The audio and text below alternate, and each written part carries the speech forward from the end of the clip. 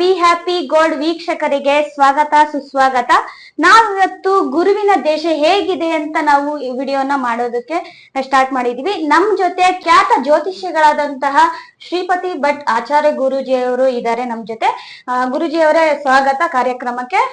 ನಮಸ್ಕಾರ ಎಲ್ಲ ವೀಕ್ಷಕರಿಗೂ ಕೂಡ.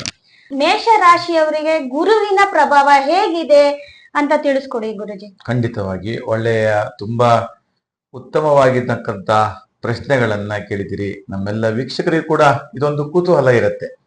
ಗುರುವಿನ ಪ್ರಭಾವ ಹೇಗಿರುತ್ತೆ, ಗುರುವಿನ ಬಲ ಹೇಗಿರುತ್ತೆ, ಏನಾದ್ರೂ ಅದೃಷ್ಟ ಇದೆಯಾ ಹೇಳ್ತಕ್ಕಂಥೆಲ್ಲವೂ ಸ್ವಾಭಾವಿಕವಾಗಿ ವಿಚಾರದಲ್ಲಿ ಇರ್ತಕ್ಕಂಥದ್ದು. ಮತ್ತೆ ಈ ವಿಚಾರಕ್ಕೆ ಗಮನವನ್ನು ಕೂಡ ಹರಿಸ್ತಕ್ಕಂಥದ್ದು.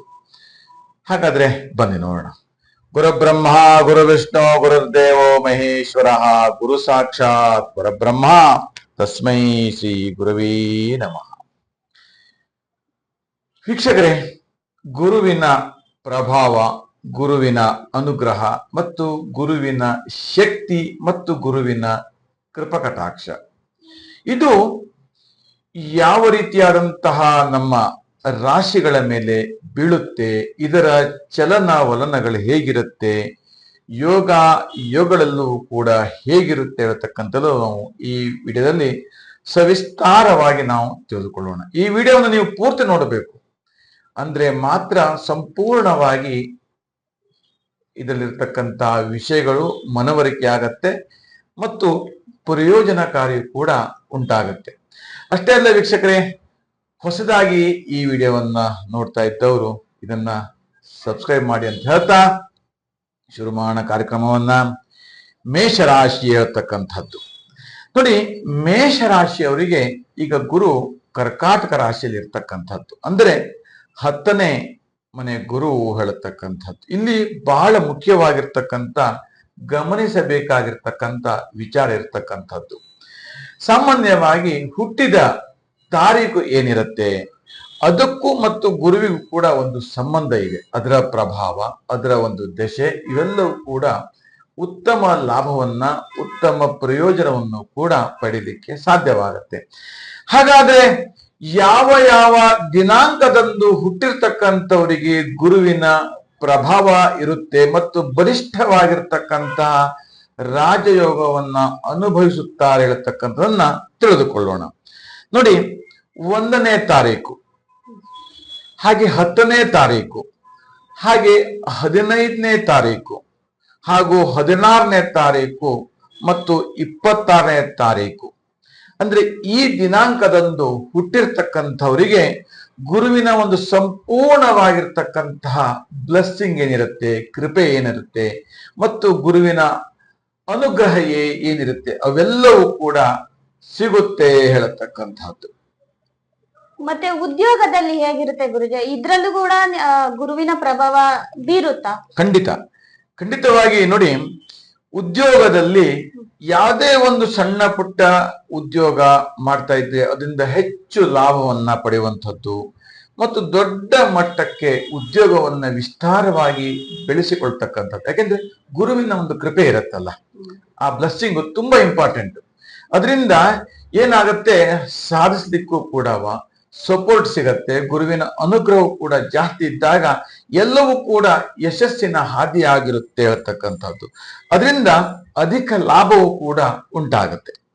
ನೆಕ್ಸ್ಟ್, ಇವಾಗ ಗುರುವಿನ ಪ್ರಭಾವ ಅಧಿಕಾರದಲ್ಲಿ ಇರೋರ್ಗೂ ಕೂಡ ಪ್ರಭಾವ ಬೀರುತ್ತೆ ಅಂತ. ಖಂಡಿತ ಅಧಿಕಾರ ಅಂದ್ರೆ ಒಂದು ಸ್ಥಾನ ಪಲ್ಲಟ್ಟಾಗಿರ್ತಕ್ಕಂಥದ್ದು ಅಥವಾ ಪ್ರಮೋಷನ್ ಆಗಿರ್ತಕ್ಕಂಥದ್ದು.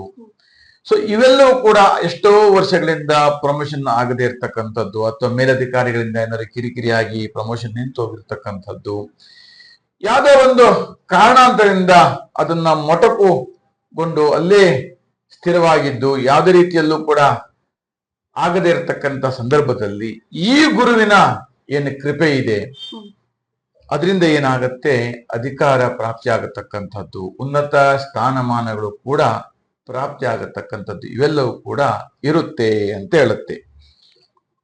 ಮತ್ತೆ ಮೇಷರಾಶಿಯವರಿಗೆ ಅನ್ಕೊಂಡಿದ್ದು ಕಾರ್ಯ ಸಿದ್ಧಿ ಅದ್ರ ಮೇಲೂ ಕೂಡ ಗುರುವಿನ ಪ್ರಭಾವ ಬೀರುತ್ತೆ. ಹೌದು, ಇದು ಬಹಳ ಮುಖ್ಯವಾಗಿರ್ತಕ್ಕಂಥದ್ದು. ಎಷ್ಟೋ ಕೆಲಸ ಕಾರ್ಯಗಳನ್ನ ಕೆಲವರು ಮನಸ್ಸಲ್ಲೇ ಇಟ್ಟುಕೊಂಡು ಕಾರ್ಯರೂಪಕ್ಕೆ ತಂದ ಆದ್ಮೇಲೆ ಅದನ್ನ ಗೊತ್ತುಪಡಿಸ್ತಕ್ಕಂಥದ್ದು, ಅಂದ್ರೆ ಗೋಪ್ಯ ಸಾಧನೆ ಹೇಳತಕ್ಕಂಥದ್ದು ಹೇಳ್ತಾರೆ ಇದಕ್ಕೆ. ಗುಪ್ತವಾಗಿ ಕೆಲಸಗಳನ್ನು ಮಾಡ್ತಕ್ಕಂಥದ್ದು, ಗೋಪ್ಯವಾಗಿ ವ್ಯವಹಾರಗಳನ್ನು ಮಾಡ್ತಕ್ಕಂಥದ್ದು, ಕೆಲಸ ಆದ್ಮೇಲೆ ಮಾಡಿ ತೋರಿಸ್ತಕ್ಕಂಥದ್ದು. ಈ ತರದ ಒಂದಷ್ಟು ಈ ಗುರುವಿನ ಒಂದು ಬಲದಿಂದ ಅದು ಯಶಸ್ಸನ್ನ ಸಿಗ್ತಾ ಹೋಗುತ್ತೆ. ಹಾಗೆ ಗೌರವ ಕೂಡ ಸಿಗುವಂಥದ್ದು, ವಿಶೇಷವಾಗಿ ಧನಾಗಮನವು ಕೂಡ ಉಂಟಾಗ್ತಾ ಇರುತ್ತೆ ಕಾರ್ಯಪ್ರವೃತ್ತದಲ್ಲಿ. ಒಂದು ರಾಜ್ಯದಿಂದ ಮತ್ತೊಂದು ರಾಜ್ಯಕ್ಕೆ ರಫ್ತು ಮಾಡ್ತಕ್ಕಂಥದ್ದು ಇರ್ಬೋದು, ಅಥವಾ ಬೇರೆ ಬೇರೆ ಕೆಲಸ ಕಾರ್ಯದಲ್ಲಿ ನುರಿತರಾಗಿ, ಅಥವಾ ಸ್ವಂತ ಕೆಲಸವೂ ಕೂಡ ಇರ್ಬೋದು. ಅದರಲ್ಲಿಯೂ ಕೂಡ ಹೆಚ್ಚು ಪ್ರಯೋಜನಕಾರಿ ಕೂಡ ಇರತಕ್ಕಂಥದ್ದು ಮತ್ತು ಫಲವೂ ಕೂಡ ಲಭಿಸ್ತಾ ಇರತಕ್ಕಂಥದ್ದು. ಒಟ್ಟಿನಲ್ಲಿ ಈ ಕಾರ್ಯಸಿದ್ಧಿ ಇರತಕ್ಕಂಥದ್ದು ಒಂದು ಗುಪ್ತವಾಗಿ ಮಾಡ್ತಕ್ಕಂಥ ಕೆಲಸ ಇರಬಹುದು, ಅಥವಾ ಪರೋಕ್ಷವಾಗಿ ಮಾಡ್ತಕ್ಕಂಥ ಕೆಲಸ ಕಾರ್ಯಗಳು ಕೂಡ ಅತ್ಯಂತ ಯಶಸ್ಸಿನ ಹಾದಿ ಆಗಿರುತ್ತೆ ಮತ್ತು ಪರಿಣಾಮ ಕೂಡ ಬೀರುತ್ತೆ ಹೇಳತಕ್ಕಂಥದ್ದು. ಮತ್ತೆ ಮೇಷರಾಶಿಯವರಿಗೆ ಗುರುವಿನ ದಶೆ ಎಷ್ಟು ಫಲಕಾರಿ ಆಗಿರುತ್ತೆ? ಇದು ತುಂಬಾ ಉತ್ತಮವಾದಂತಹ ಪ್ರಶ್ನೆ. ಕೆಲವರಿಗೆ ಜಾತಕದಲ್ಲಿ ಯಾವ ರೀತಿ ದಶೆ ನಡೀತಾ ಇರುತ್ತೆ, ಅಥವಾ ಈ ದಶೆಯಲ್ಲಿ ಈ ಕೆಲಸಗಳನ್ನ ಮಾಡಬಹುದಾ, ಅಥವಾ ಯೋಗಾಯುಗಳು ಚೆನ್ನಾಗಿ ಇದೆಯಾ ಹೇಳತಕ್ಕಂಥದ್ದು ನೋಡಿ ಕೇಳದೆ ಮಾಡದೆ ವಿಫಲರಾಗ್ತಾ ಇರ್ತಾರೆ. ಅಂತಹ ಒಂದು ಸಂದರ್ಭದಲ್ಲಿ ಈಗ ನಾನು ಇಲ್ಲಿ ಸೂಚಿಸ್ತಾ ಇರ್ತಕ್ಕಂಥದ್ದು ಗೋಚಾರದ ಒಂದು ಫಲಾಫಲ ಅನುಸಾರವಾಗಿ ನಾನು ಇಲ್ಲಿ ಸೂಚಿಸ್ತಾ ಇರ್ತಕ್ಕಂಥದ್ದು ಯೋಗಗಳೆಲ್ಲವೂ ಕೂಡ. ಆದ್ರೆ ನಿಮ್ಮ ಜಾತಕದಲ್ಲಿ ಗುರುವಿನ ದಶೆ ಅಥವಾ ಚಂದ್ರನ ದಶೆ ಅಥವಾ ರವಿ ದಶೆ ಇದು ನಡೀತಾ ಇದ್ದದ್ದೇ ಹೋದಾಗಿದ್ದಲ್ಲಿ ನೀವು 100ಕ್ಕೆ 100ರಷ್ಟು ಸತ್ಯ ರಾಜಯೋಗವನ್ನ ಅನುಭವಿಸುತ್ತೀರಿ. ಅಷ್ಟೊಂದು ಪವರ್ಫುಲ್ ರಾಜಯೋಗ ಮೇಷರಾಶಿಯವರಿಗೆ. ಹಾಗಾಗಿ ನಿಮ್ಮ ಜಾತಕದಲ್ಲಿ ನಾನು ತಿಳಿಸಿರ್ತಕ್ಕಂತಹ ದಶೆಗಳಿರಬೇಕು, ದಶೆ ಪ್ರಾರಂಭವಾಗಿರಬೇಕು, ಅಥವಾ ಬೇರೆ ಯಾವುದಾದ್ರೂ ದಶೆ ಇದ್ರೆ ಆವಾಗ ನೀವು ನಿಮ್ಮ ಬದುಕಿನ ಬಗ್ಗೆ ವ್ಯವಹಾರದ ಬಗ್ಗೆ ಆಲೋಚನೆಯನ್ನು ಕೂಡ ಮಾಡಬೇಕಾಗತ್ತೆ. ನಿಮಗೆ ಅನಿಸಬಹುದು ಈ ತರ ಗುರುಜಿಯವರು ಹೀಗೆ ಹೇಳ್ತಾ ಇದ್ದಾರೆ, ರಾಜಯೋಗ ಇದೆ ಹೇಳತಕ್ಕಂಥದ್ದು, ಆದ್ರೆ ನಮಗದು ಫಲಪ್ರದ ಆಗ್ತಾನೆ ಇಲ್ಲ, ನಮಗೆ ಕಷ್ಟದಿಂದ ಹೊರಗಡೆ ಬರ್ಲಿಕ್ಕೆ ಆಗ್ತಾನೆ ಇಲ್ಲ, ಅಥವಾ ಹಣದ ಅಭಾವ, ಹಣದ ಮುಗ್ಗಟ್ಟು, ಸರಿಯಾದಂತ ಕೆಲಸ ಕಾರ್ಯಗಳು ನೆರವೇರ್ತಾ ಇಲ್ಲ ಹೇಳ್ತಕ್ಕಂಥ ಒಂದು ಕ್ವಶನ್ ನಿಮಗೆ ಕಾಣಬಹುದು. ಆದ್ರೆ ನಿಮ್ಮ ಜಾತಕದಲ್ಲಿ ಇಂಥದೇ ಯೋಗ, ಇಂಥದೇ ದಶೆ ಹೀಗೆ ಇದ್ರೆ ಮಾತ್ರ ಅದು ಪ್ರಯೋಜನಕ್ಕೆ ಬರುತ್ತೆ. ಇಲ್ಲದಿದ್ದರೆ ಅದು ಹೇಗೆ ಸಾಧ್ಯ? ಅದಕ್ಕೆ ಸಂಬಂಧಪಟ್ಟಂತ ನಿಮ್ಮ ಜಾತಗಳನ್ನ ಸರಿಯಾದಂತ ರೀತಿಯಲ್ಲಿ ಪರಿಶೀಲಿಸಿದಾಗ ಮಾತ್ರ ಇವೆಲ್ಲವೂ ಕೂಡ ನೋಡ್ಲಿಕ್ಕೆ ಸಾಧ್ಯವಾಗತ್ತೆ.